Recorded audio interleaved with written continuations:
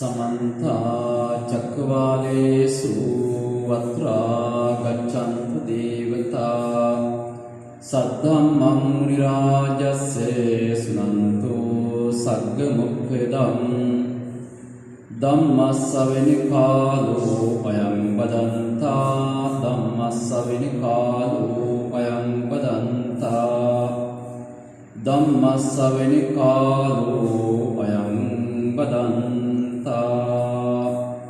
नमो तस्स भगवतो अरहतो सम्मा सम्बुद्धस्से नमो तस्स भगवतो अरहतो सम्मा सम्बुद्धस्से नमो तस्स भगवतो अरहतो सम्मा सम्बुद्धस्से उत्थानवतो सतिमतो सुचिकम्मस्स विसम्मकारिणो संयतस्स च धम्मजीविनो अप्पेमत्तस्स यशो हि भगड्यति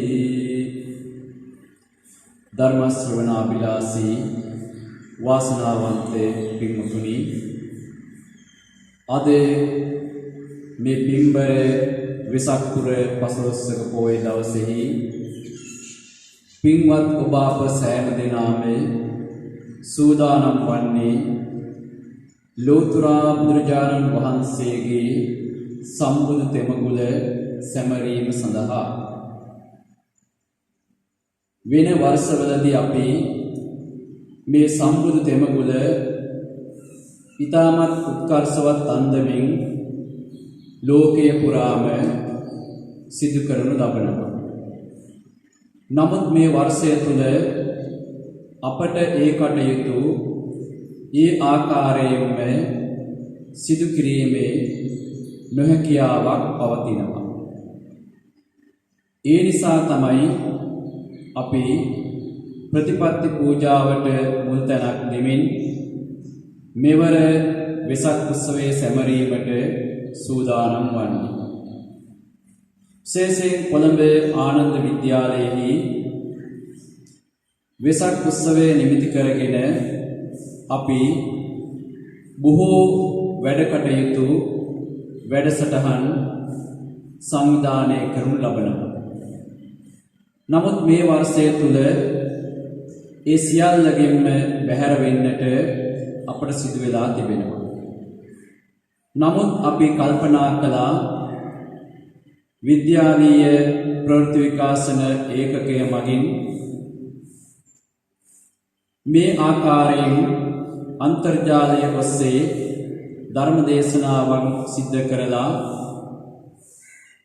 සම්බුදු තෙමගුල සැමරීම සඳහා ඉතින් ඒ සඳහා තමයි අපි මේ සූදානම් වන්නේ. පින්වතුනි ලෝතර බුදුරජාණන් වහන්සේගේ කාලයේ සිටම මේ ධර්ම දේශනාවන් සිද්ධ කරනකොට කිසියම් ක්‍රියාපිළිවෙලක් ක්‍රියාපටිපාටියක් අනුගමනය කරනු ලබනවා. ඒ අතර ප්‍රධාන වෙන කාරණයක් තමයි ධර්ම අවවාදය සිද්ධ කිරීම. ධර්ම අවවාදය කියන්නේ බණ අහන පිරිසට බණ ඇසිය යුත්තේ කෙසේද කියන කාරණය පැහැදිලි කිරීම. මෙය ආරම්භ වන්නේ ලෝතර බුදුරජාණන් වහන්සේගේ. උන්වහන්සේ ධර්ම දේශනා කරන ස්ථානවලට පැමිණුනේ වර්තමානයේ වගේ බෞද්ධයින් කියාගත් පිරිසක් නෙමෙයි.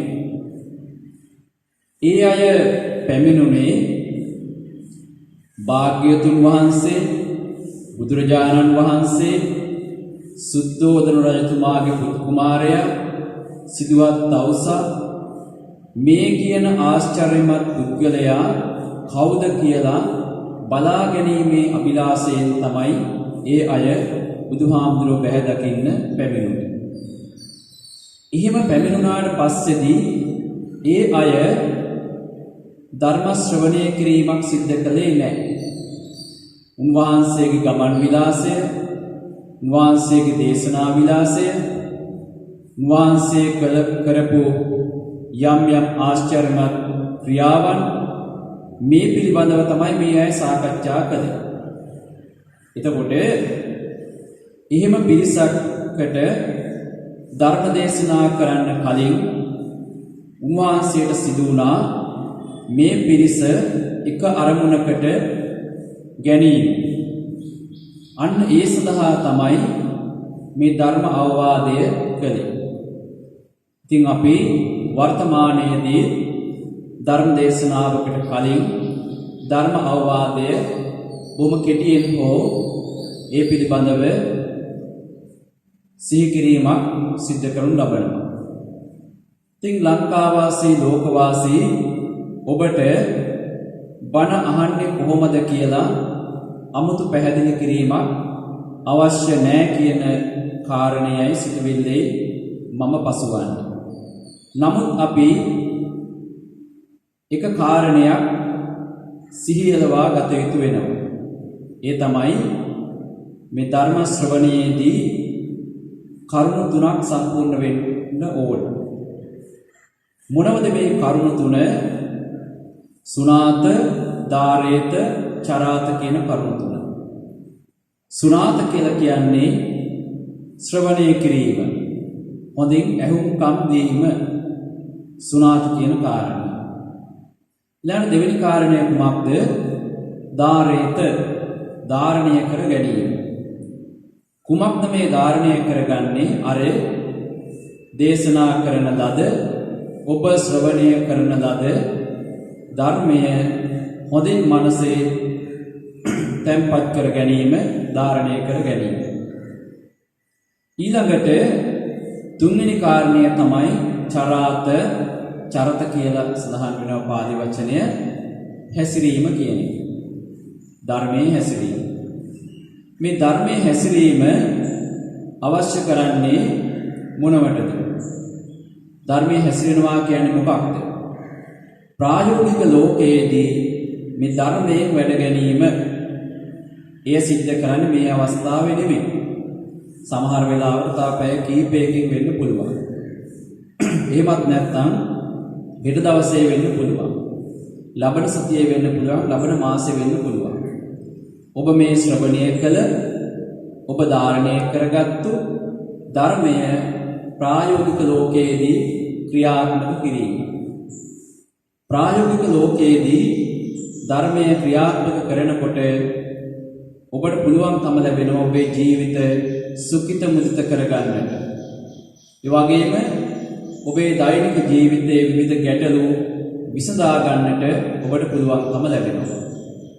එහෙමනම් ඔබ තරයේ අදිෂ්ඨාන කරගත යුතුයි මේ ධර්ම දේශනාවට සවන් යොමු කරන කාල පරිච්ඡේදය තුල ඔබේ මනස එක අරමුණක තබාගෙන රඳවාගෙන ධර්ම ශ්‍රවණය කරනවා. ඒ වගේම ඒ ශ්‍රවණය කරන ලද ධර්මය මනසේ තැන්පත් කරගන්නවා සේම ප්‍රායෝගික ලෝකයේදී මේ ධර්මයෙන් වැඩ ගන්නවා කියන කාරණය. ඉතින් මීට වඩා ඒ පිළිබඳව මම කරුණ සඳහන් කරන්නට බලාපොරොත්තු වෙන්නේ නැහැ. අපි ඊළඟට බලමු මා මුලින් සඳහන් කළ ගාථා පාඨය. අපි මේ ධර්ම දේශනාව සඳහා යොදාගත්තේ වර්තමාන කාල පරිච්ඡේදය පිළිබඳව සැලකිලිමත් වීම. වර්තමාන කාල පරිච්ඡේදය පිළිබඳව සැලකිලිමත් වීම යනුවෙන් මා අදහස් කළේ වර්තමානයේ මුළු මහත් ලෝකයාම ඉතාමත් භයංකර වූ රෝග බියකට මුහුණ පාලා තිබෙනවා. රෝග බියෙන් ඇතිගත් ගමන් තමයි අපි හැමෝම ජීවත් වෙන්නේ මේ කාල පරිච්ඡේදය. එතකොට මේ හා සම්බන්ධව ලෝතර බුදුරජාණන් වහන්සේගේ කාලයේ පවා මෙවැනි සිදුවීම් සිද්ධ වෙලා තිබෙනවා. ඒ අතරේ අපිට ඊට පසු කාලීනව ඔය 12 වෙනි සියවසේ සිදු වුණු බැමිණි තියාසාය වැනි දුර්භික්ෂයන් ඒ වගේම ඊට පසුකාලීනව සුනාමි ව්‍යසනය වගේ දේවල් අපේ මතකයට නැගෙනවා. අන්න ඒ අවස්ථාවලදී අපි ක්‍රියාත්මක වුණේ කොහොමද? ඒ වගේම එවැනි ව්‍යසනයන් වලට මුහුණ දුන්නේ කොහොමද? මේ පිළිබඳව අපි අවධානය යොමු කරලා මේ ධර්ම දේශනාව සිදු කිරීමටයි බලාපොරොත්තු වෙන්නේ. තරමා මුලින් සඳහන් කළ ගාථා පාඨය අපි උපුටා ගන්නේ සූත්‍ර පිටකයේ උද්දක නිකායට අයත් බෞද්ධයාගේ අත්පොත කියන නාමයෙන් විරුදාබදියලත් ධම්මපදයේ ග්‍රන්ථයේ. මේ ධම්මපදයේ අප්‍රමාද වග්ගයේන දෙවෙනි ගාථාව තමයි මේ ධර්ම දේශනාව සඳහා මාද තෝරා ගත්තේ. උට්ටානවතෝ සතිමතෝ සුචි කම්මස්ස නිසම්මකාරිනෝ සංඤතස්සච ධම්ම ජීවිනෝ අපමත්තස්ස යසෝවි වඩ්ඩති. මේ ගාථාවෙන් කරුණු හතක් පිළිබඳව සාකච්ඡා කෙරෙනවා. ඒ කරුණු හත තමයි උට්ටානවතෝ උට්ටාන වීර්යය, ඒ වගේම සතිමතෝ මනා සිහියෙන් යුක්ත වීම, සුචිකම්මස්ස මනාවෝ ක්‍රියාවන්ගෙන් යුක්ත වීම, නිසම්මකාරිනෝ විමසා බලා කටයුතු කිරීම, සංඤතස්සච දැමුණු ඉඳුරන්ගෙන් යුක්තව කටයුතු කිරීම, ධම්මජීවිනෝ දැහැමි දිවි පැවැත්ම ධාර්මිකව ජීවත් වීම මේන් අදහස් කරනවා. ඒ වගේම අවසාන කාරණයේ විදිහට අපමත්තස්ස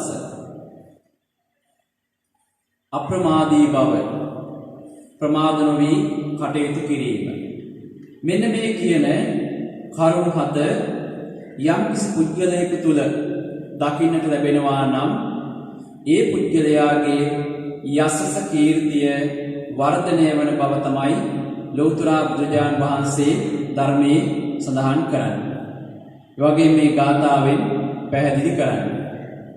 එතකොට මේ ගාථා පාඨය බුදුරජාණන් වහන්සේ දේශනා කරන්නට යෙදුනේ කුම්භඝෝෂක කියන සිටුවරයා.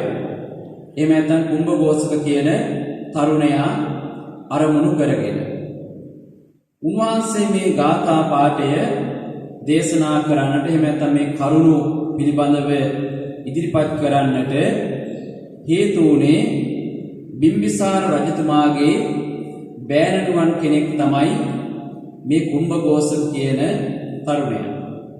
ඒ බෑණනුවන් වීම පිළිබඳව රසවත් කතාන්දරයක් තියෙනවා. එතකොට අපි මේ කරුණු සාකච්ඡා කරන්න කලින් ඒ නිදාන කතාව පිළිබඳව අවධානය යොමු කළොත් අපිට මේ කරුණුත් එක්ක ඒ තරුණයාගේ ජීවිතය, ඒ කතාවේ යම් යම් අවස්ථා මනාව ගලපා ගන්නට පුළුවන්කම ලැබෙයි කියලා මා විශ්වාස කරනවා. අන්න ඒ නිසා අපි බලමු මුලින්ම මේ ගාථා පාඨය දේශනා කරන්න මුල් වුණු නිදාන කතාව පිළිබඳව. මෙහිදී සඳහන් වෙනවා පින්වතුනි, රජගහ නුවර මේ බිම්බිසාර රජතුමා රාජ්‍ය විචාරණ කාල පරිච්ඡේදය තුල කිසියම් රෝගයක් හැදෙනවා. මේ රෝගයට කියනවා අහිවාතක කියලා. අහිවාතක රෝගය. මේ අහිවාතක රෝගය හැදුනහම මිනිස්සු මිය යනවා. මේකට ප්‍රතිකාරයක් නැහැ. ඒතකොට මේ අහිවාතක කියන වචනේ හැම අටුවාවේ විස්තර කරන්නේ මහා මාර්යා කියන නමින්. ඒ වගේම තමයි තවදුරටත් මේ පැහැදිලි කරනවා නම් මේ රෝගය හැදුණු කෙනෙක් ජීවත් වෙන්නේ නැහැ. ඒ වගේම මේකට ප්‍රතිකාර නැහැ. ඒ වගේම තමයි බොහොම ශනිකව මේ රෝගය එකිනෙකා අතරේ පැතිරී යාම සිද්ධ වෙන කාරණයක්. අන්න ඒ නිසා මේ රෝගයෙන් වැළකීම බොහෝම බාරදූර සහ ඊටමත් අපහසු කටයුත්තක් බවට පත් වෙලා තිබෙනවා. මේ කුම්භඝෝෂක කියන තරුණයා සිටු මාලිගාවක තරුණයෙක්. විශාල ධනස්කන්ධයක් හිමි සිටුවරයෙකුගේ පුතෙක්. මේ පුතා කුඩා කාලේ තමයි මේ සිටු මාලිගාවේ අයට මේ අහිවාත කියන රෝගය වැළඳෙන්නේ. රෝගය වැළඳුනාම මුලින්ම මිය යන්නේ කවුද? මේ සිටු මාලිගාවේ සේවය කරන සේවක සේවිකාව. දැන් අපි දන්නවා විශාල මැදුරුවල එන ඕනෑම තර්ජනයකට මුලින්ම පාත්‍ර වෙන්නේ මූණපාන සිද්ධ වෙන්නේ පහළ මට්ටමේ ඉන්න අය. ඒක සිටු මාලිගාවෙත් එහෙමයි, රටකත් එහෙමයි, හැම තැනකම මේ ස්වභාවය තමයි තියෙන්නේ. යම් කිසි व्यसනයක් වුණාට පස්සේදී මුලින් මේකෙන් බැටකන්නේ පහළම ඉන්න අය. ඊළඟ පන්තිය. ඊළඟ තුන්වෙනි හතරවෙනි පාර්ශවයන් වලට යන්නේ කොහොම ටිකක් එහාට ගිහින්. ඒ වගේ තමයි මේ සිටු මාලිගාවේ සේවක සේවිකාව මිය යනවා. සේවක සේවිකාව මිය ගියාට පස්සේදී මේ ප්‍රධාන සිටුවරයටත් සිටු දේවියටත් මේ රෝගය වැළඳෙනවා.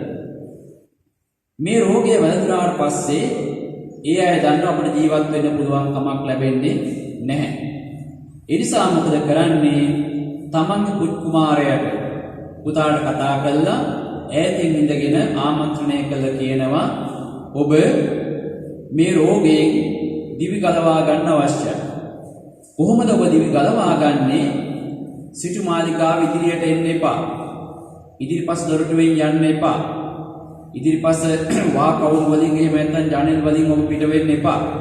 ඔබ මේ සිටු මාලිගාවේ පිටිපස්සට ගිහිල්ලා ඒ බිත්තියක සිදුරක් එහෙම නැත්නම් බිත්තියක ඕරයක් හදාගෙන එතනින් පිට වෙලා යන්න. එහෙම පිට වෙලා ගිහිල්ලා ඔබේ ජීවිතය ආරක්ෂා කරගන්න දුර පළාතකට යන්න කිව්වා. මේ රෝගය පැතිරිච්ච නැති. ඊළඟ තව කාරණයක් සිහිපත් කරනවා. ඔබ කිසියම් දවසක නැවත මේ නුවරට පැමිණිලා මේ නිවසට පැමිණිලා මෙන්න මේ තැන්වල අපි නිදානයන් තැන්පත් කළා තියෙනවා. වස්තුව තැන්පත් කළා තියෙනවා. ඒ වස්තුව අරගෙන ඔබට පරිභෝජනය කරලා ඔබේ ජීවිකාව කරගෙන යන්න පුළුවන් කියන කාරණය දෙමව්පියෝ සිහිපත් කළා. මෙහෙම සිහිපත් කළාට පස්සේදී මේ තරුණයා අර මුලින් උපදෙස් දීපු ආකාරයට සිටු මාලිගාවේ පිටුපස උහරයක් හදාගෙන බිත්තියක එතනින් එළියට ගිහිල්ලා ඉවත් වෙලා දුෂ්කර ප්‍රදේශයකට ගමන් කරනවා. පිටිසර බදු ප්‍රදේශයේ. මේ ප්‍රදේශයට ගමන් කරලා ඉන් අනතුරුව මේ කුමාරයා අවුරුදු 12ක් පමණ කාලය ගත කරනවා මේ දුෂ්කර ප්‍රදේශයේ. එතකොට සාමාන්‍ය දුගියෙක් විදිහට කෙසේ හෝ ජීවනෝපාය සකස් කරගෙන තමයි මෙයා ජීවත් වෙන්නේ. අවුරුදු 12ක් කියලා කියන්නේ දීර්ඝ කාල පරිච්ඡේදයක්. මේ කාල පරිච්ඡේදය තුළ මේ කුඩා දරුවා තරුණයෙක් බවට පත් වෙනවා. හිස රැවුල් වැවිලා, කොණ්ඩ රැවුල් වැවිලා මෙයා දැන් භද්‍ර යෞවනයට පැමිණිච්ච තරුණයෙක්. මේ තරුණයා ඉන් අනතුරුව තමන්ගේ නුවරට තමන්ගේ ගම් පියසට නැවත පැමිණෙනවා. මේ පැමිණුණාට පස්සේදී මෙයා දකිනවා තමන්ගේ ගෙදර තිබුණු තැන නිවසක් නැහැ, ගයක් නැහැ. සියල්ලක්ම විනාශ වෙලා ගිහිල්ලා. හැබැයි එයාට මතකයි මේ තැන්වල නිදානයන් තැන්පත් කරලා තියෙනවා කියන. ඒ නිදානයන් තැන්පත් කරපු තැන්වල විශේෂ සලකුණු යොදලා තිබුණා. සමහර වෙලාවට විශාල ගසක් සිටුවලා. එහෙම නැත්නම් විශාල ගලක් තියලා මේ විදියට. එතකොට ඒවා නිශ්චල දේවල්. ඒවා එහෙට මෙහෙට යන්නේ නැහැ. ඒ නිසා මෙයා අර නිදානයන් තැන්පත් කරගත් ස්ථාන හොයාගන්න. හොයාගෙන ඒ තැන්වලින් නිදානයන් ගන්න යන්නේ නැහැ. මුදල් ගන්න යන්නේ නැහැ. බුද්ධිමත් තරුණයෙක් මෙයා. මෙයා මොකද කරන්නේ? කල්පනා කරනවා මේ වෙලාවේ මම මේවා ගන්න ගියොත් එහෙම මගේ ජීවිතයට අනතුරක් වෙන්න පුළුවන්. කොහොමද ජීවිතයට අනතුරක් වෙන්නේ? මේ සිද්ධිය සැලවීමත් සමග මිනිස්සු ඇවිල්ලා මට ගහලා බැනලා මම මේ ගමේ කෙනෙක් නෙමෙයි කියලා මේ වස්තුව පැහැර ගන්න පුළුවන්. රජතුමාට ආරංචි වුණොත් එහෙම භූගත එහෙම නැත්නම් මේ පොළොවට පොළවේ තියෙන නිදානයන් ගත්ත කියලා රාජ උදහසට ලක් වෙන්න පුළුවන්. ඒ නිසා මේක බොහොම බුද්ධිමත්ව කරන්න ඕන කියලා එයා ඉතින් නික්මිලා යනවා. නික්මිලා ගිහිල්ලා ඒ නුවර තියෙනවා බැල මෙහෙවර කරන අයගේ වීදියක්. ඒ පාරේ ඉන්න හැමෝම බැල මෙහෙවර කරලා ජීවත් වෙන අය. බැලයන්ගේ වීදිය. මේ බැලයන්ගේ වීදියට ගිහිල්ලා මෙයා රැකියාවක් සොයා ගන්නවා. මෙයාට කුමක්ද ලැබෙන රැකියාවේ උදෑසනම අවදි වෙලා මේ නගරයේ නිදාගත්ත මිනිස්සුන්ව අවදි කරන්නට ඕන. මේක මේ නුවර තිබුණු වෘත්තීයමය තනතුරක්. වෘත්තියක් ඒක. ඒ වෘත්තියට නුවර පුරා කීප දෙනෙක් පදවා ගන්නවා. කීප දෙනෙක් පදවාගෙන එයාට කිසියම් ප්‍රදේශයක් දෙනවා. මෙන්න මේ ප්‍රදේශය ඔබ උදෑසනම ගිහිල්ලා මිනිස්සුන්ට ඇහැරවන්න ඕන. අවදි කරන්න ඕන. මේ තනතුරට කිව්වා කුම්භ ഘോഷක කියලා. කුම්භ කියන වචනයෙන් අදහස් වෙන නිින්ද කියන එක. අපි කියන්නේ දැන් නිදා ගන්න කොටත් අධිකව කුම්භ කරන වගේ කියන. කුම්භ කියන්නේ නිදා ගන්න. කුම්භ කරනවා. එතකොට දැන් මේ ഘോഷක කියලා කියන්නේ ഘോഷා කරනවා. නිදා ගන්න අයට ഘോഷා කරලා ඇහැ අරවන වෘත්තිය තමයි කුම්භ ഘോഷක කියලා නම් වෙලා තිබුණා. දැන් මෙයා මේ වෘත්තිය තෝරාගෙන මේ රාජකාරිය බාර අරගෙන දවස් කීපයක් මේක කරගෙන යනවා. මෙහෙම කරගෙන යනකොට මෙයාට සිද්ධ වෙනවා එනුවර මේ බිම්බිසාර රජතුමාගේ රජවාසල සමීපේනුත් ගමන් කරන්න. රජවාසල සමීපයෙන් ගමන් කරනකොටත් මෙයා කෑකෝ ගහගෙන යන්නේ මේ හැමෝටම හැරවන්න. මේ සත්‍යය ඇහෙනවා රජතුමාට. රජතුමාට මේ සත්‍යය ඇහුනම රජතුමා බොහෝ වික්ෂිප්තභාවයට පත් වෙනවා. පුදුමයට පත් වෙනවා. මොකද හේතුව එකල හිටපු රජවරුන්ට ඒ වගේම යම් යම් වේදයේ පිළිබඳව ඉගෙනගත් අයට හැකියාවන් තිබුණා, ඉගෙනගෙන තිබුණා. මේ කෙනෙකුගේ කටහඬ අහලා ඒ කටහඬෙන් අනාවැකි ප්‍රකාශ කරන්න. දැන් අපිට වෙලි චරිත බුද්ධ කාලය පුරාවටම හමු වෙනවා. ද්‍රෝණ බමුණා බුදුහාමුදුරන්ගේ පාසල කුණක් දිහා බලලා තමයි මේ පාසල කුණ හිමි කෙනා එසේ මෙසේ කෙනෙක් නෙමෙයි කියලා බුදුහාමුදුරු සොයාගෙන යන්නේ. අසිත තාපසතුමා දුහත් කුමාරයාගේ අංග ලක්ෂණ දිහා බලලා තමයි කුමාරයා ගැන අනාවැකි ප්‍රකාශ කරන්නේ. ඒ වගේම තමයි කෙනෙක්ගේ කටහඬ පිළිබඳව අහලා කටහඬට සවන් යොමු කරලා ඒ පුද්ගලයාගේ චරිත ලක්ෂණ කීමේ හැකියාවක් එකල හිටපු බුද්ධිමත් අයට තිබුණා. බිම්බිසාර රජතුමා කියලා කියන්නේ එහෙම බුද්ධිමත් කෙනෙක්. වගේම තමයි අපි දන්නවා රජ කෙනෙකුට බොහෝ ශිල්ප ශාස්ත්‍රයන් අධ්‍යයනය කරලා ඉගෙනගෙන තමයි ඒ රාජ්‍යත්වයට පත් වෙන්නේ. එහෙම නැතුව රාජ්‍යත්වයට පත් වෙන්න බැහැ ඉස්සර. දැන් එතකොට බිම්බිසාර රජතුමාට මේ හැකියාව තිබුණු නිසා මේ තරුණයාගේ තිබෙන මේ සැඟවිච්ච දක්ෂතාවයන්, ඒ වගේම සැඟවිච්ච මෙයාගේ චරිතය දකින්න පුළුවන්කම ලැබුණා. රජතුමා මොකද කරන්නේ? වහාම ක්‍රියාත්මක වෙනවා. රාජපුරුෂයන් පිටත් කර හරිනවා. අන්න අර ഘോഷා කරමින් යන කුම්භ ഘോഷකට එන්න කියන්න කැඳවාගෙන එන්න කියලා. රාජපුරුෂයෝ වහවහා ගිහිල්ලා මේ කුම්භ ഘോഷක තරුණයා එක්කගෙන එනවා රජමාලිගාවට. රජමාලිගාවට එක්කගෙන ආවට පස්සේ රජතුමා මෙයාගෙන් ප්‍රශ්න කරන්න පටන් ගන්නවා. ඔබගේ ගම කොහේද? ගෙවල් කොහේද? දෙමව්පියෝ කවුද? වගේම ඔබේ සැබෑ තත්ත්වය ප්‍රකාශ කරන්න කියලා රජතුමා අහනවා. ඉල්ලීමක් කරනවා. මේ තරුණයායින් අනතුරුව තමන්ගේ සැබෑ ස්වරූපය පිළිබඳව රජතුමා ඉස්සරහා පාපෝච්චාරණයක් කරනවා. අපේ සිද්ධීන් නැවත සිහිපත් කළ යුතු නැහැ. ඔබ දන්නවා.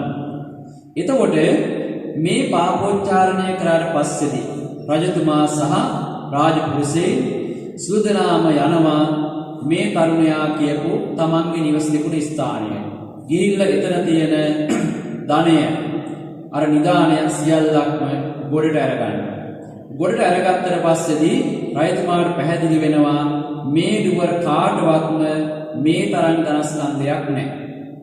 මේ ධනස්කන්ධයට හිමිකම් කියන්නේ මේ කුම්භඝෝෂක තරුණය. ඒ නිසා මේ සියලු ධනය කුම්භඝෝෂක තරුණයාටම බාර කරනවා. බාර කරාට පස්සේ මෙයාට අමුතු තනතුරක් තව ලැබෙනවා. ඒ මොකක්ද? කිසියම් නුවරක වැඩිපුරම ධනය තියෙන කෙනාට ලබා දෙන තනතුර තමයි ප්‍රධාන සිටු තනතුර. මේ කුම්භඝෝෂක තරුණයා එනුවරේ ප්‍රධාන සිටු තනතුරට පත් කරවනවා. එහෙම පත් කරලා ඊළඟට මොකද කරන්නේ? රජතුමාට මනා සිතුවිල්ලක් පහළ වෙනවා. මොකද්ද මේ සිතුවිල්ල? මගේ දියණියක් මේ තරුණයාට විවාහ කර දෙන්නට ඕන. හේතුව තමයි මේ ධනය තියෙන නිසාම නෙමෙයි. මෙයා බුද්ධිමත් කෙනෙක්. මෙයා බුද්ධිමත්ව කටයුතු කරපු කෙනෙක්. උත්සාහවන්තව කටයුතු කරපු කෙනෙක්. තැනට සුදුසු නුවණ පාවිච්චි කරපු කෙනෙක්. ඒ වගේම ජීවිතයේ පන්නරේ ලැබපු කෙනෙක්. මෙන්න මෙහෙම තරුණයෙකුට තමයි රජතුමා කැමති වුනේ. මේක මේ කුම්භඝෝෂක චරිතය වර්තමාන අපේ සිසු පරපුරට විශාල ආදර්ශයක් සපයනවා. විශාල ආදර්ශයක් සපයනවා. අපි ඒවා දීර්ඝව කතා කරමු. ඊළඟට මෙහෙම සිතනතුරක් දීලා තමන්ගේ දියණියකුත් විවාහ කර දීලා රජතුමා දවසක් මේ කුම්භඝෝෂක තරුණයා සමග බුදුරජාණන් වහන්සේ බැහැ දකින්න විහාරයට යනවා. විහාරයට ගිහිල්ලා රජතුමා මේ කුම්භඝෝෂක තරුණයාව බුදුරජාණන් වහන්සේට හඳුන්වා දෙනවා. දීර්ඝ විස්තරයක් කරලා භාග්‍යතුන් වහන්සේ මේ තරුණයා මට හමුුනේ මේ විදිහට, මෙයා මේ විදිහේ දක්ෂතාවයන් තියෙන කෙනෙක්. ඒ නිසා මම මේ විදිහට මගේ දියණිය විවාහ කරලා දුන්නා. මෙයාට රටේ ප්‍රධාන සිටු තනතුර දුන්නා කියන මේ ප්‍රවෘත්තිය බුදුරජාණන් වහන්සේට සැලකර සිටිනවා බිම්බිසාර රජතුමා.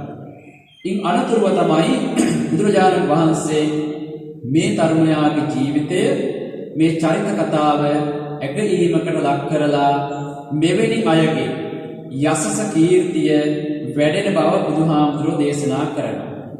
ඒ විතරක් නෙමෙයි, ඒ වෙලාවේ තමයි අපි ඔය මුලින් සඳහන් කරපු උට්ටානවතෝ සතිමතෝ කියන ගාථාවේ සඳහන් වෙන කරුණු 7 දේශනා කරන්නේ. දැන් මේ කරුණු 7 පිළිබඳව අවධානය යොමු කරනකොට පින්වතුනි අපිට පැහැදිලි වෙන දෙයක් තමයි මේ කරුණු කොහොමයක් අපි අහපු දේවල්, දන්න දේවල් තියෙන්නේ.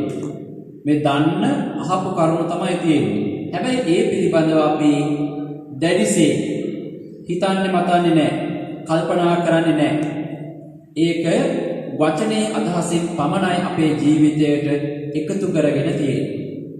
අපි බලමු පළවෙනි කාරණය තමයි උට්ටානවතෝ කියන කාරණය. උට්ටාන වීරිය. දැන් මේ උට්ටාන වීරිය කියන එක කුඩා දරුවාගේ සිට අත දරුවාගේ සිට මහල්ලා දක්වාම අවශ්‍ය කරන දෙයක්. දැන් සමහර කෙනෙකුට හිතෙන්න පුළුවන් තමන් කිසියම් වෘත්තියක නියැලෙනකොට තමන්ට වස්තුව ධනය ටිකක් තියෙනකොට දැන් ඉතින් මම මහන්සි වෙන්න ඕනේ මේ තියෙන ධනෙ මට ජීවත් වෙන්න පුළුවන්. ශිෂ්‍යයෙක් සමහර වෙලාවට හිතන්න පුළුවන් මට පන්තියේ මේ විෂයට මේ විදිහට ලකුණු තියෙනවා, ඒ නිසා මම අමුතුවෙන් උත්සාහයක් ගන්න ඕනේ නැහැ. තවත් ඒ ආකාරයෙන් එක එකා හිතන්න පුළුවන් තමන්ට වර්තමානයේ මේ වගේ තත්වයන් තියෙනවා, ඒ නිසා මට අමුතු උත්සාහයක් පරිශ්‍රමයක් දරන්න ඕන නැහැ ජීවත් වෙන්න කියලා. හැබැයි පින්වතුනි ඒක වැරදි. අපි සෑම අවස්ථාවකදීම උත්සාහවන්ත නොවුනොත් එහෙම අනාගතය පිළිබඳව අවිනිශ්චිත ස්වභාවයකට මුහුණ පාන්න සිද්ධ වෙනවා. ඒ අවිනිශ්චිත භාවය කුමන වෙලාවෙද කියලා කාටවත් තීරණය කරන්න බෑ. මම උලින් සඳහන් කළා කුඩා අතදරුවාගේ සිට උත්සාහය අවශ්‍යයි කියලා. දැන් බලන්න අතදරුවා කියලා අතේ පරක් කරන දරුවෙක්නේ. මේ අතේ පරක් කරන දරුවා තොටිල්ලෙන් එහෙම නැත්නම් බිම රෙදි කෑල්ලක් පැනල් එකක් දාලා ඒක තිබ්බට පස්සේදී මේ දරුවෝ උත්සාහයෙන් යෙදෙනවා. මොකද උත්සාහය යෙදෙන්නේ මේ උඩුබැලයෙන් අතට තියපු දරුවා පෙරදෙන්න උත්සාහයක් ගන්නවා. පෙරදෙන්න උත්සාහයක් ගන්න දරුවා ඒකෙන් ඇදී යන්න උත්සාහ කරනවා. ඊට පස්සේ ධන ගන්න උත්සාහ කරනවා. නැගිටින්න උත්සාහ කරනවා. මේ උත්සාහයේ ප්‍රතිඵලයක් විදියට තමයි ළමා කාලයට එයා මුහුණ පාන්නේ. ළමා කාලයට පිවිසෙන්නේ. එහෙම කිසිදු උත්සාහයක් ගත්තේ නැතුව දරුවෙක් කාලය ගත කරොත් එහෙම ඒ දරුවාට කවදාවත්ම පෙරදෙන්නවත් ලැබෙන්නේ නැහැ. ඒකයි සැබෑ తත්වය. ජීව විද්‍යාත්මකව බැලුවොත් එහෙම. ඒතර එතන සිට ශිෂ්‍යයෙක් විදිහට විශේෂයෙන් අපේ පාසල් දරුවෝ තමන් තුළ මේ උත්සාහය කියන කාරණේ තියෙන්නට ඕන. මේ උත්සාහය කියන කාරණය කුම්භඝෝෂක ළඟ තිබුණා. කුම්භඝෝෂක තරුණයා තමන්ට අහවල් තන ධනයක් තියෙනවා කියලා රැකියාවක් නොකර ඒක දිහා බලාගෙන හිටියේ නැහැ. රැකියාවක් නොකර ඒක දිහා බලාගෙන හිටින කවදාවත් එයාට ඒ ධනස්කන්ධයට ඉන්කම් කියන්න ලැබෙන්නේ නැහැ. එයා සුදුසු වෙලාව එනතුරු උත්සාහයේ යෙදුණා. බැලයන්ගේ වීදියට ගිහිල්ලා රැකියාවක් සොයාගත්තා. එයා ළඟ මහත් තත්ත්වකමක් තිබුණේ නැහැ. නිහතමානී ගුණයක් තිබුණා. මේ නිහතමානී ගුණය නිසා තමයි බැලයන්ගේ වීදියට ගිහිල්ලා රැකියාවක් සොයාගන්නේ. එහෙම රැකියාවක් සොයාගෙන කාලය ගත වෙද්දී තමයි ධනයට හිමිකම් කියන්න ඉඩ කඩ ලැබෙන්නේ. උත්සාහයේ ප්‍රතිඵල. ඒතර උත්සාහ වීර කියන එක හැම කෙනෙකුටම අවශ්‍යයි.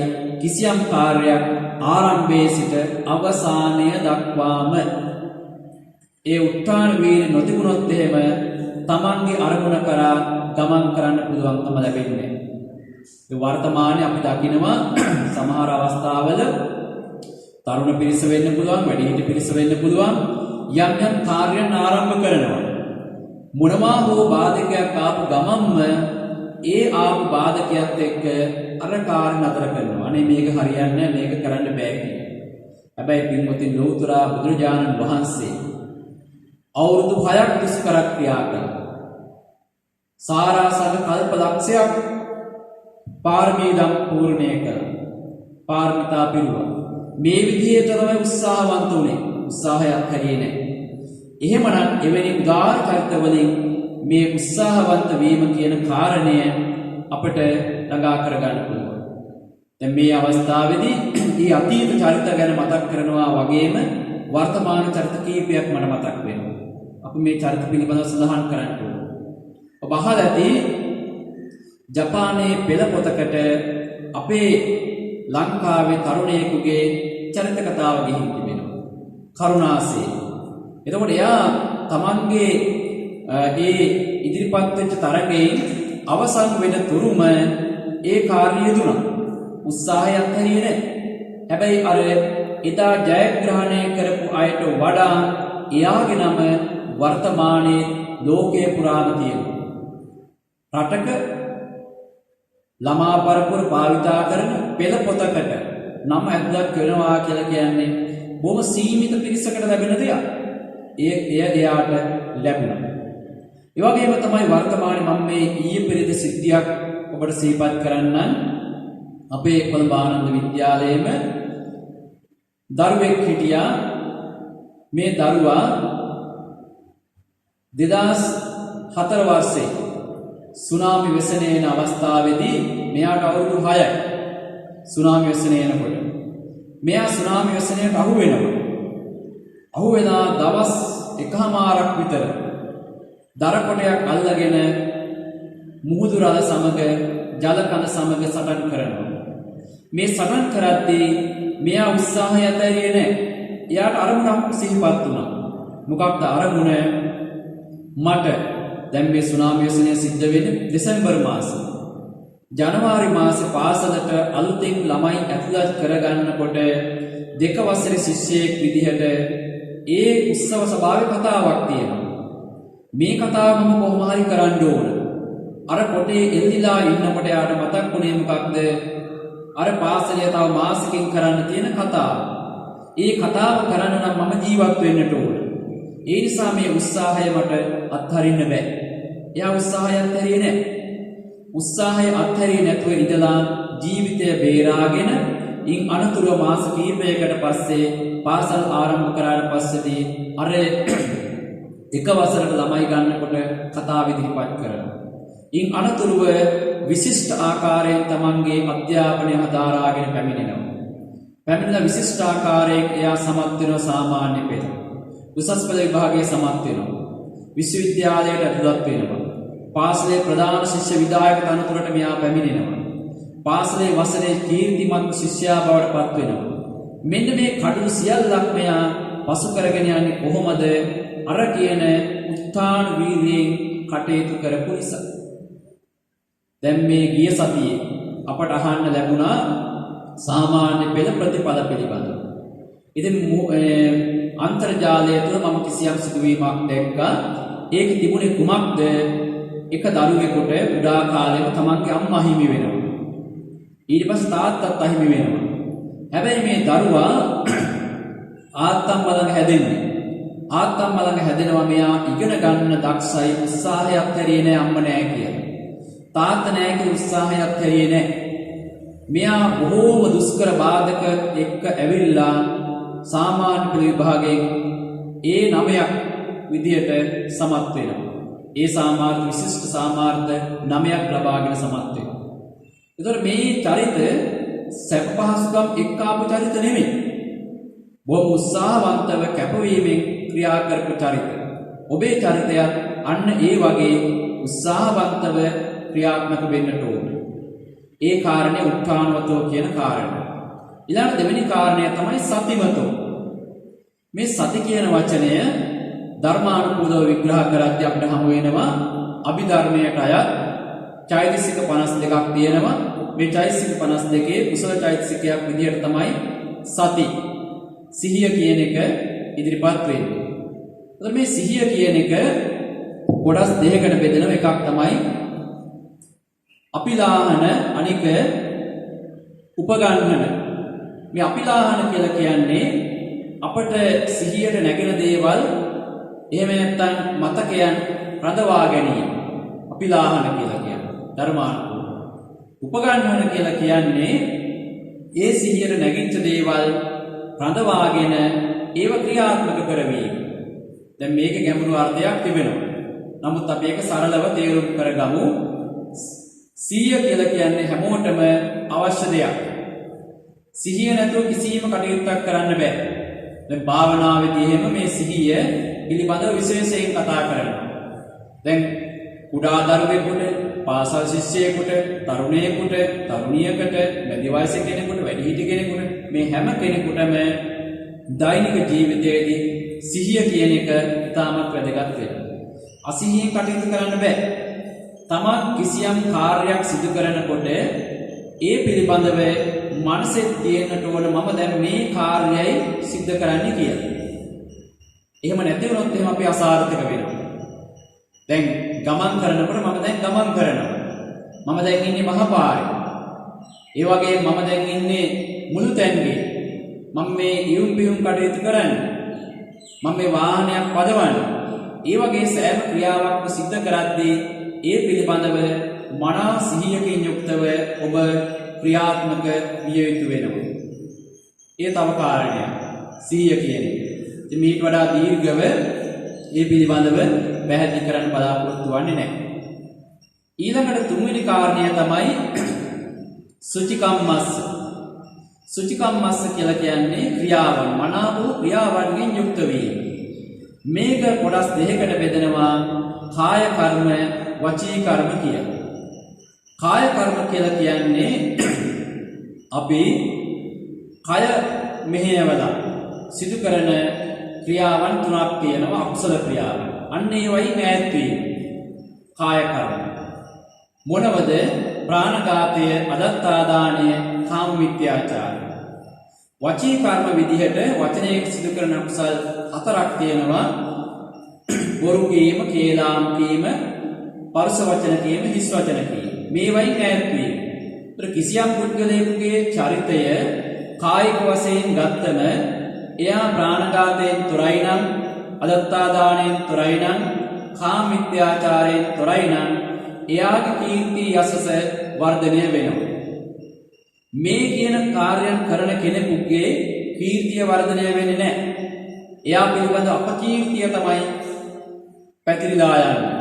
කිසියම් කෙනෙක් ප්‍රාණඝාතයේ යෙදෙනවා නම් එහෙම නැත්නම් සතුන්ට හිංසා කිරීම, අනෙක් කාට හිංසා වෙන විදිහට ජීවත් වීම, ඒ චරිතය තුළ තිබෙනවා නම් එයාගේ චරිතය බැබලීමට ලක්වන චරිතයක් නෙමෙයි.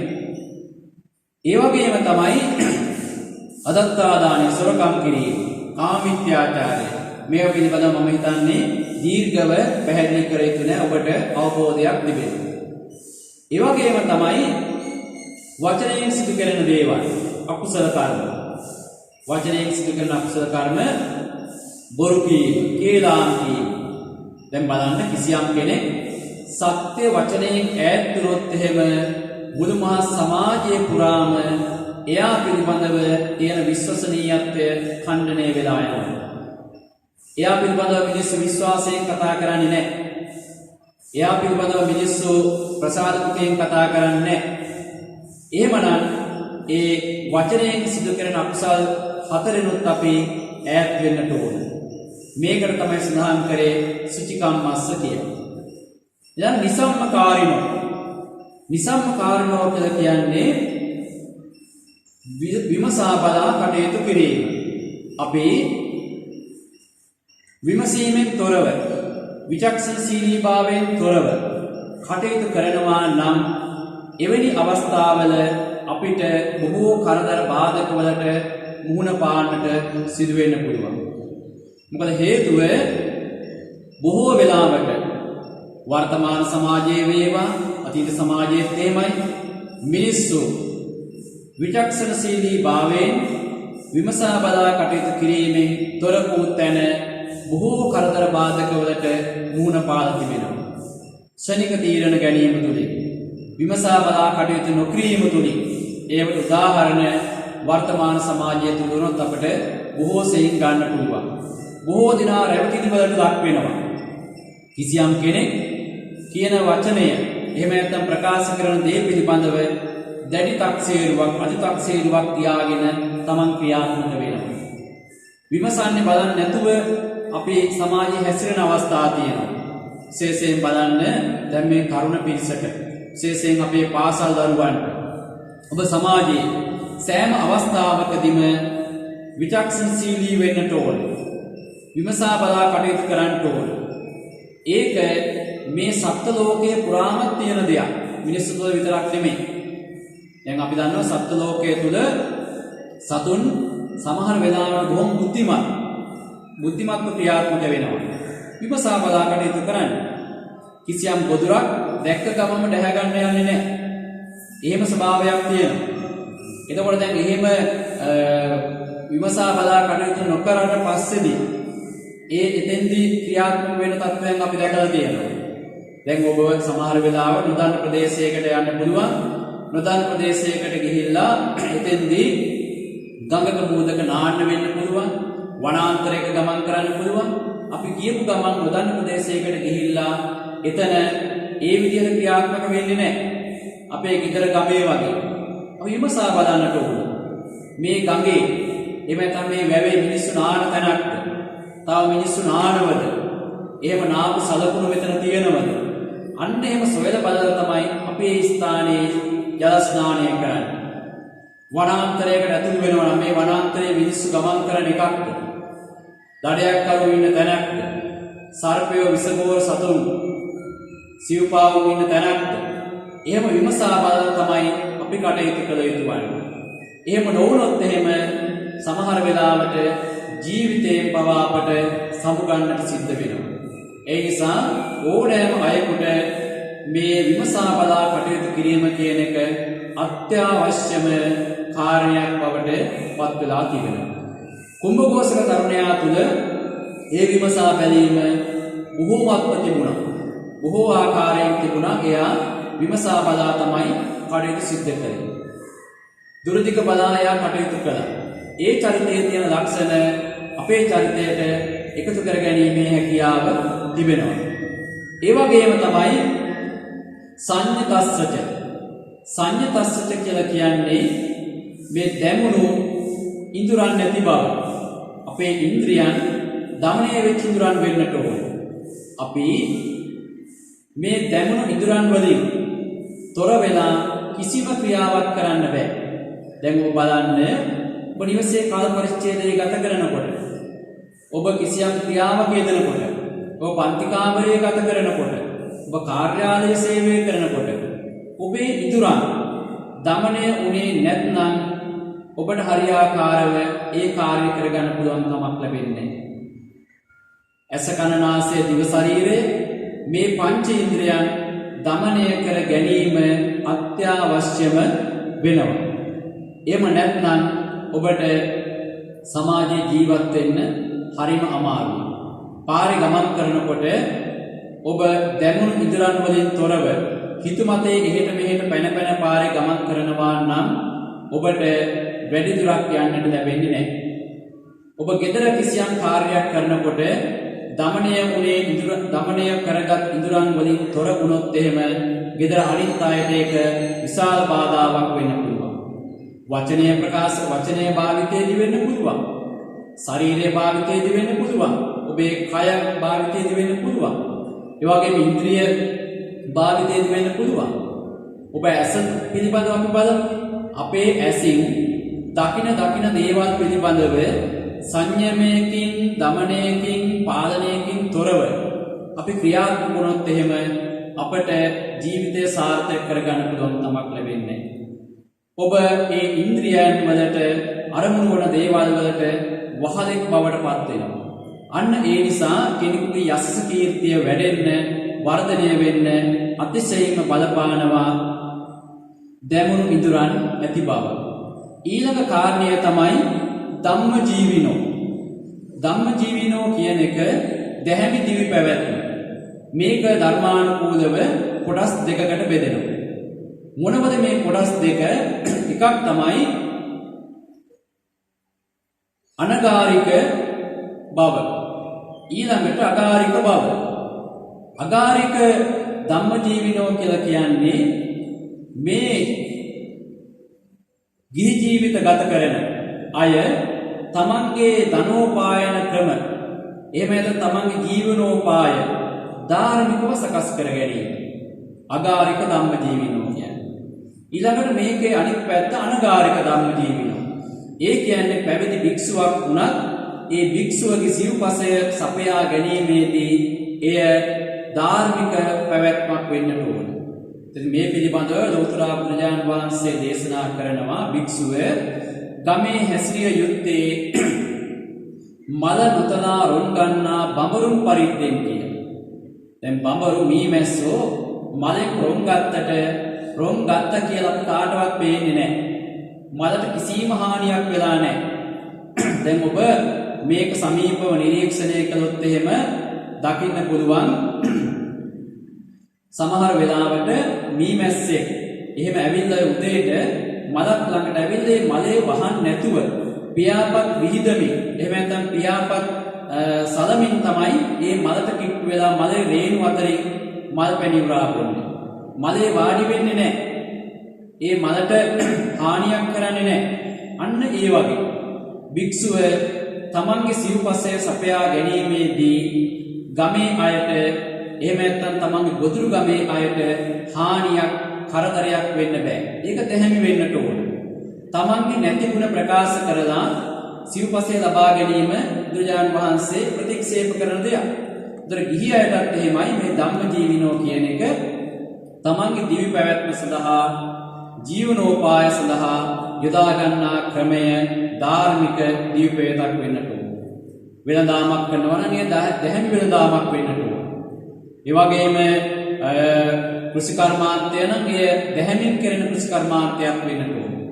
සත්ත්ව පාලනය නම් ඒකත් එහෙමයි. මේ විදිහට. දැන් සමහර වෙලාවට කෙනෙකුට හිතෙන්න පුළුවන් ඔය බුදුහාමුදුරන්ගේ කාල දේශනා කරපු සත්ත්ව පාලනයෙන් ගොවිතැනින් කොහොමද අපි ජීවිතය ගෙනියන්නේ කියලා. වර්තමාන ලෝකේ නොයෙකුත් දේවල් තියෙනවා ජීවත් වෙන්න කියලා. ඒක වෙන්න පුළුවන් ඒ සත්‍ය කාරණයක්. හැබැයි නොයෙකුත් දේවල් තිබුණට ඔබ නිතරම හෘද සාක්ෂියට එකඟව යහපත් දෙයකින් තමයි ධනය උපයාගත යුතු වන්නේ. ඒ අතිශයින්ම වැදගත් කාරණයක්. ඉතින් මේ පිළිබඳව ඊට වඩා කරුණු සඳහන් කරන්නේ නැහැ. ඊළඟ කාරණය තමයි අප්‍රමාදී බව.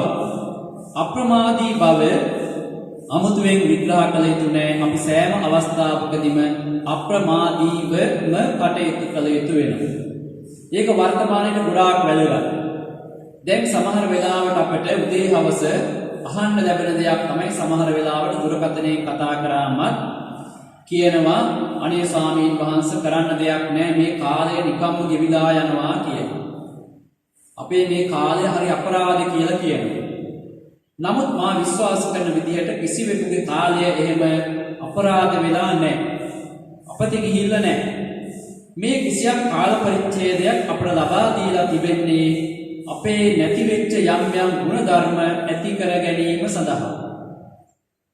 නැති වෙච්ච ගුණ ධර්ම ඇති කර ගැනීම සඳහා. කොහොමද අපි ඒක යහපත් දෙයක් බවට පත් කරගන්නේ? බුද්ධිමත් තැනැත්තා පින්වතුනි Taman ළඟට එන සෑම බාධකයක්ම යහපත් ආකාරයෙන් තමයි බාරගෙන තිබෙන්නේ.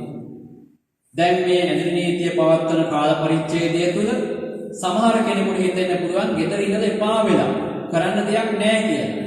හැබැයි මා විශ්වාස කරන විදිහට ගෙදරක ඉන්න හැම කෙනෙකුටම කරන්න කිසියම් කාර්යයක් සබාදහම් විසින් ඉදිරිපත් කළ දීලා තිබෙනවා. ඒක පොදු ධර්මතාවයක්. කිසිම කෙනෙකුට වැඩක් නැහැ කියලා නිකන් ඉන්න පුළුවන් කමක් නැහැ. විශාල වශයෙන් ඉඩකඩම් තියන අය දැන් අපි දන්නවා භෝග වගාවන් වලට යොමු වෙලා තිබෙනවා. ජීවිතේ කවමදාවත් ගහක් හිටවපු නැති අය මල් පැලයක් කරේ හිටවලා තිබෙනවා. කිසියම් භෝගයක් වගා කරලා තියෙනවා. පළතුරු පැලයක් හිටවලා තියෙනවා. පලා පොරටුවක් සකස් කරගෙන තියෙනවා. ඒ වගේම එහෙම ඉඩකඩ අඩු පහසුකම් තියෙන අය පෝච්චියක පවා ඒ කාර්යය සිද්ධ කරගෙන තියෙනවා. අපි කියමු දැන් එහෙම පෝච්චියක්වත් පාවිච්චි කරන්න බැරි තට්ටු නිවාසික ඉන්න අය කියලා. ඒ අයටත් පින්වතුනි සබාදාම විසින් යමක් දායාද කරලා තිබෙනවා. ඒ මොකක්ද? දැන් බලන්න ඔබේ නිවසේ ඉන්න පාසල් යන වයසේ ඉන්න දරුවෝ මේ දරුවන්ට කියවීමට හුරු කරන්න පුළුවන්. ඒ විතරක් නෙමෙයි ලේඛනයට හුරු කරන්න පුළුවන්. දැන් මේ අපේ තියෙන රටාවත් එක්ක අධ්‍යාපන ක්‍රමයක් එක්ක දරුවන්ට කියවීමට අවස්ථාව ඇත්තටම නැහැ. පරිශීලනයට අවස්ථාව නැහැ. මේ වයින් බැහැර වෙලා සම්පූර්ණයෙන්ම ඊටමත් මේ ශනිකව තීරණ ගන්න ශනිකව ක්‍රියාත්මක වෙන සමාජයකට තමයි සියලු දෙනා තල්ලු වෙලා ගිහින් තියෙන්නේ. නමුත් මේ අවස්ථාවේදී දරුවන්ට කියවන්න පොතපත ලබා දෙන්න පුළුවන්. පොතපත ලබා දීම අන්තර්ජාලයෙන් කරන්නත් පුළුවන්. දැන් කෙනෙකුට ප්‍රශ්න කරන්න පුළුවන් කොහෙන්ද හාමුදුරනේ පොත් අපි ළඟ පොත් නැහැ කියලා.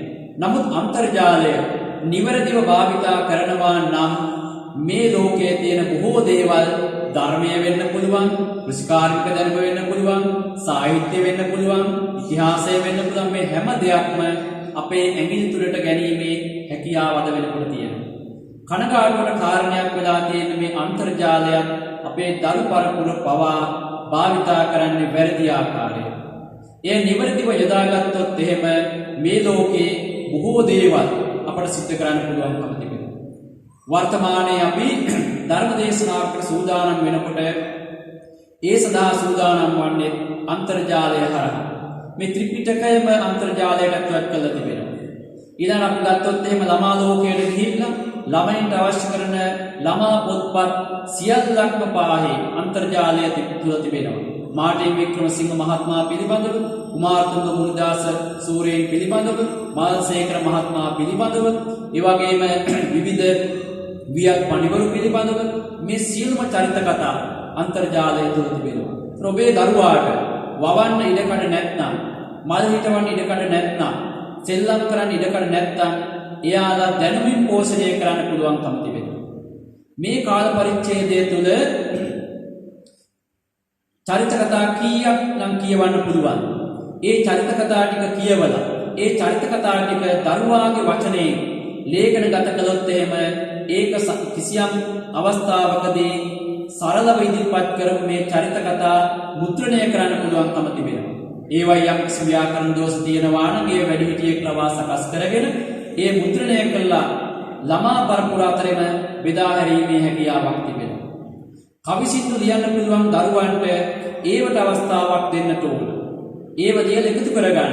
කිසියම් දවසක පාසල ආරම්භ කරාට පස්සේ පාසලට ගිහින් ඔබේ ගුරු භවතාවට මේක පෙන්නලා මෙන්න මම නිවාඩු කාලේ කරපු වැඩ ටික මම ගෙදර හිටපු මාස කිහිපය තුළ කරපු දේවල් මේ මගේ නිර්මාණ මේ ගොඩාක් දේවල් කරන්න පුළුවන්. ඉතින් මේ කරන්න පුළුවන් දේවල් සිද්ධ කරලා ජීවිතය සාර්ථක කර ගැනීමයි අවශ්‍ය කරන්නේ. එතකොට මේකෙන් තව පන්නරයක් ලබනවා.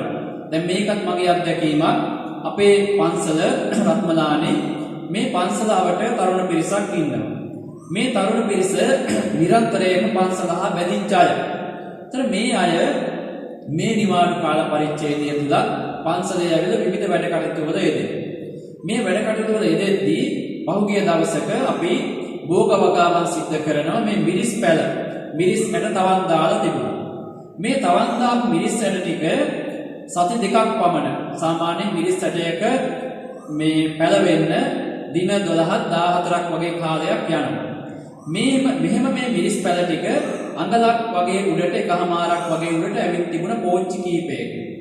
එක දවසක් මේ පෝච්චි බිම තියලා තිබුණේ මේ පෝච්චිය දෙකක් ඇවිල්ලා මේ බල්ලෙක් හරි පුරුෂයෙක් හරි එක්ක මේ රෑන මීයෙක් වයින්න පුළුවන් මේක ඔක්කොම හාරලා දානවා. ඉතින් මේ ළමයෙක් ඇවිල්ලා මට කියනවා හාමුදුරනේ අර මිරිස් පැල ටික ඔක්කොම මේ බෝඩි කරලා දාලා මට නම් එපා වුණා මේ වවන එක අරේ මෙහෙ කියලා. ඉතින් මම සඳහන් කළේ මොකක්ද? අන්න ඔබට හිතන්න අවස්ථාවක් තියෙනවා. ඔබට හිතන්න අවස්ථාවක් තියෙනවා. මොකක්ද හිතන්න අවස්ථාව? ඔබ ඔය සඳහා මහන්සි වුණේ සතියයි දෙකයි. සතියක් දෙකක් ඔබ මහන්සි වෙලා ඔබේ පරිශ්‍රමය ඔබේ මහන්සි අපත ගියාම ඔබට සියල්ලක්ම එපා වෙලා තියෙනවා. එහෙමනම් කල්පනා කරලා බලන්න මාස 3-4ක් කෘෂිකර්මාන්තයේ දෙන ගොවියෙක් එහෙම නැත්නම් යම් එළවලු වගා කරන ගොවියෙක් විශාල ධනයක් වේදම් කරලා ඊළඟට දහඩිය වගුරවල පැය රැකලා දිවා රැය දෙකේ මහන්සි වෙලා හේනක් කරනවා. මේ හේන සමහර වෙලාවට විශාල ගම් වතුරක් ඇවිල්ලා එක රැයකින් සම්පූර්ණ නැති වෙලා යනවා. එහෙම නැත්නම් සමහර වෙලාවට වල් අලුව දොරකින් මේක විනාශ වෙලා යනවා. ඔන්න ඔය විදිහට මේක විනාශ වෙලා යනවා. එහෙම නැත්නම් අපිට කිසියම් මේ ස්වාභාවික ව්‍යසනයක් වෙලා මේක නැති වෙලා යන්න පුළුවන්. එහෙම නැති වුණාට පස්සේ ඒ ගොවියට ඒ කුසුම කර්මාන්තයේ යෙදුන කෙනාට මොනතරම් සංවේගයක් ඇති වෙනවද? මොනතරම් පීඩාවක් ඇති වෙනවද? හැබැයි එයා ඒ පීඩාව දරාගෙන ඊළඟ කන්නේ වගා කරනවා. මොකද්ද මෙතන තියෙන්නේ? උත්සාහයක් නොහැරීම. කුම්භකෝසක තරුණයාගේ චරිතයේ තිබිච්ච ලක්ෂණ වර්තමාන ගොවියා තුළ තිබෙනවා. වර්තමාන කම්කරුවා තුළ තිබෙනවා. එහෙමනම් ඒ වර්තමාන සිසුවා තුළද ඔබ තුළද තිබිය යුතුයි. ඔබට ඒ කාරණය ළමා කාලය තුළ තේරුම් ගන්න පුළුවන් නම් හදවතේ Taman වවපු දෙයක් Taman කරපු කාර්යයක් අසාර්ථක වුණාම කොච්චර කම්පාවටපත් වෙනවාද කියලා. ඔබ ළමා කාලේ මේ පන්නරය ලැබුවොත් එහෙම ඔබ වැනි එහෙම පන්නරය ලැබු කෙනෙක් තමයි රටේ කෘෂිකාර්මික අංශේ ප්‍රධානියා වෙන්නට ඕන. කෘෂිකාර්ම අමාත්‍යාංශේ ප්‍රධානියා වෙන්නට ඕන ළමා කාලේ මේ කෘෂිකාර්මික අධ්‍යක්ීම ලැබපු කෙනෙක්. එයාට තියෙනවා මොකක්ද මේ ගොවියා තුළ තියෙන සංවේගය. ගොවියා ලබන අධ්‍යක්ීම එයාට තියෙනවා. එහෙම කෙනෙක් අර මුල් පුටු වලට ගියොත් එහෙම කවදාවත් ඒ රටේ කෘෂිකර්මාන්තය අසාර්ථක වෙන්නේ නැහැ. ගොවියා අසාර්ථක වෙන්නේ නැහැ. එයාට නිරන්තරයෙන්ම අර මුල් පුටු වල තියෙන ආශිර්වාදය ලැබෙනවා.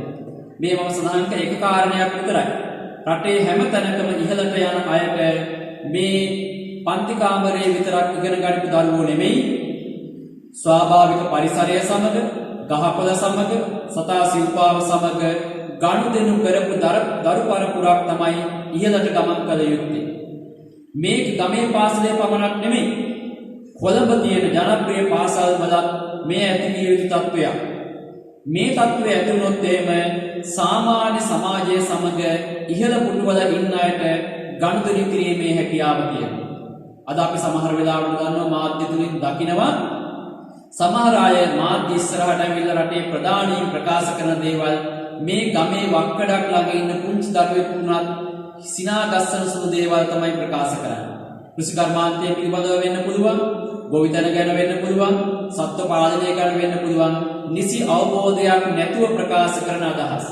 එහෙමනම් ළමා කාලය තුළ ඒ අත්දැකීම් සමුදාය ලබලා ඒ අත්දැකීම් සමුදායත් එක්ක ඉහළට ගියපු කෙනෙක් ඒ වගේ තැන්වලට යනවා නම් රට සස්ත්‍රීක වෙනවා, රටේ සෞභාග්‍ය උදා වෙනවා. එතන මේ කුම්භඝෝෂක චරිතය රටේ ප්‍රධාන සිටුතනතුරට ගියේ අර සියලුම තත්ත්වයන් වලට මුහුණ පාලා. තමන්ගේ අම්මා තාත්තා කුඩා කාලේ අහිමි වෙලා තනියම ජීවිතේ ගොඩනගාගෙන ඒ ගොඩනගාගත් ජීවිතයෙන් බැල මෙහෙවරකම් කළා, බැලයන්ගේ වීදියට ගමන් කරලා බොහොම දුෂ්කර ජීවිතයක් ගත කරලා රටේ රජතුමා මුණ ගැහිලා රජතුමාගේ දියණිය විවාහ කරගෙන රටේ ප්‍රධාන සිටුතනතුරටපත් වෙනවා. බලන්න කොච්චර ලස්සන ගමනක් දැවිත් තියෙන්නේ කියලා. ඒ ලස්සන ගමන අවසන් වෙන්නේ එතන. අන්න එතකොට පින්වතුනි මේ කරුණ පිළිබඳව මීට වඩා දීර්ඝව අපි කරුණු සාකච්ඡා කරන්න බලාපොරොත්තු වෙන්නේ නැහැ. අපි දැන් සාරාංශයක් විදිහට ගත්තොත් එහෙම අපේ චරිතය තුළ අර මා මුලින් සඳහන් කළ කරුණු හත අන්තර්ගත කරගත යුතුයි. ඒ අපේ චරිතයට ඇතුළත් කරගත යුතුයි. උත්තාන වේදයෙන් ක්‍රියා කරලා ඒ වගේම මනා සිහියෙන් යුක්තව සතිමතෝ මනා ක්‍රියාවෙන් යුක්තව මේ ආදී වශයෙන් මේ සෑම ක්‍රියාවක් මේ කරුණු හතම අපේ ජීවිතයට එකතු කරගත්තොත් එහෙම සාර්ථක ජීවිතයක් ගත කිරීමේ හැකියාව අපි සතු වෙනවා. ඉතින් මීට වඩා දීර්ඝව අපි කරුණු සඳහන් කරන්නේ ධර්ම දේශනාව දික් කරන්න බලාපොරොත්තු වෙන්නේ. දැන් අපි සිහිපත් කරගත යුතුයි මේ අවස්ථාවේදී මේ ධර්ම දේශනාව සිද්ධ කරලා අපි රැස් කරගන්න ධර්ම දානමය පින්කමේ ආශිර්වාදය මේ වෙනකොට රට වෙනුවෙන් සේවය කරන ත්‍රිවිධ හමුදාවේ සහ ඒ වගේම පොලිසියේ වෛද්‍ය ශාස්ත්‍රයේ වෛද්‍ය විශේෂඥ වෛද්‍යවරුන්ගේ සිට සුළු සේවකයා දක්වා රෝහල් කම්කරුවා දක්වා මේ සියලු දෙනාටමත් රාජ්‍ය සේවයේ සෑම සියලු දෙනාටමත් මේ පින්කමේ ආශිර්වාදයෙන් නිදුක් චිරජීවනය සලසේවා. ඒ සියලුම කටයුතු යහපත් ආකාරයෙන් සිදු කර ගැනීමට තුන්වන්ගේ ආශිර්වාදය සැලසේවා. ඒ වගේම මේ අවස්ථාවේ අපේ ජීවිත රාශියක් ලෝකේ පුරා අහිමි වෙලා තිබෙනවා. ඒ අහිමි වෙච්ච සියලුම ජීවිතවල ඒ අයට මේ පුණ්‍ය ශක්තිය ඒ මියගිය අයට අනුමෝදන් වේවා. ඒ අයගේ පරලොව ජීවිත වාසනාවන්ත කරගනිත්වා, සුඛිත මුදිත කරගනිත්වා කියන උදාාර බලාපොරොත්තුවෙන් යුක්තව අපේ පුණ්‍යානුමෝදනාව සිද්ධ කරමු. එහෙමනම් මේ වෙලාවේදී රැස් කරගත් සියලු පුණ්‍ය ධර්මයන් දෙවියන්ට, මල්ගේ ඥාතීන්ට, ඔබ අප සෑම දිනාටම ඒකාකාරව හේතු වේවා, වාසනාව වේවා. සියලු දිනාටම උතුම් නිර්වාණ සම්පත්‍ය අවබෝධය පිණිසම මේ පින් හේතු වේවා, වාසනාව වේවා කියලා සාදු කියලා ප්‍රාර්ථනා කරන්නේ. අභිවාදන සීලස්ස නිච්ඡං වද්ධාපචායිනෝ චත්තාරෝ ධම්මා වඩ්ඩಂತಿ ආයුවන්තෝ සුඛං බලං ආයුරාෝග්‍ය සම්පatti සග්ග සම්පatti මේවච අතෝ නිබ්බාන සම්පatti විනාතේ සමිජ්ජතු. සුදනාටම පෙරවස්සන